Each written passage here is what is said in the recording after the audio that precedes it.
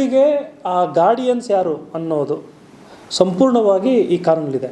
ಮತ್ತು ಈ ಕಾನೂನಲ್ಲಿಯೂ ಕೂಡ ತುಂಬ ಮಕ್ಕಳಿಗೆ ಕಸ್ಟಡಿ ತೊಗೊಬೇಕಂದಾಗ ಗ್ಯಾರಂಟೀಸ್ಗಳು, ಬಾಂಡ್ಸ್ಗಳನ್ನ ಕೊಡ್ತಾರೆ. ನ್ಯಾಚುರಲ್ ಗಾರ್ಡಿಯನ್ ಯಾರು? ತಂದೆ ತಾಯಿ ಯಾರೂ ಇಲ್ಲ ಅಂದರೆ ನೆಕ್ಸ್ಟ್ ಯಾರು?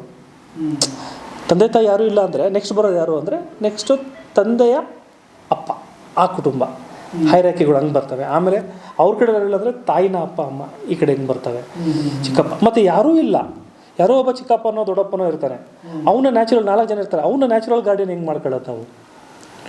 4 ಜನ ಇರ್ತಾರೆ, 3 ಕೋಟಿ ಆಸ್ತಿ ಇರುತ್ತೆ, 4 ಜನದಲ್ಲಿ ಯಾರು ಮಾಡುವಂಥದ್ದು? ಮತ್ತು ಆ ದುಡ್ಡನ್ನ ಅವ್ರು ಯಾವ ರೀತಿ ಉಪಯೋಗಿಸ್ಕೊಬೇಕು? ಕಾನೂನಿಗೆ ಎಲ್ಲನೂ ಹೇಳಬೇಕು. ಎಷ್ಟು ದುಡ್ಡು ಉಪಯೋಗಿಸ್ಕೊಂಡಿದ್ಯಾ, ಎಷ್ಟು ಕೊಟ್ಟಿದ್ಯಾ, ಏನಕ್ಕೆ ಮಾಡ್ತಿದ್ಯಾ ಅನ್ನೋದನ್ನ ರಿಪೋರ್ಟ್ಗಳು ಕೊಡಬೇಕು. ಮತ್ತು ಕೋರ್ಟಲ್ಲಿ ಪೆಟಿಷನ್ ಹಾಕಿದಾಗ 4 ಜನದಲ್ಲಿ ಇವರೇ ಆಗಬೇಕು ಅಂತ ಕೋರ್ಟ್ ಹೇಳುತ್ತೆ, ಇಂಥವ್ರು ಆಗಬೇಕು ಅಂತ. ಇಂಥವರು ಅವ್ರಿಗೆ ಎಲ್ಲ ರೀತಿಯಾದ ನ್ಯಾಯ ಧರ್ಮವನ್ನು ಕೊಡ್ತಾ ಇರಬೇಕು.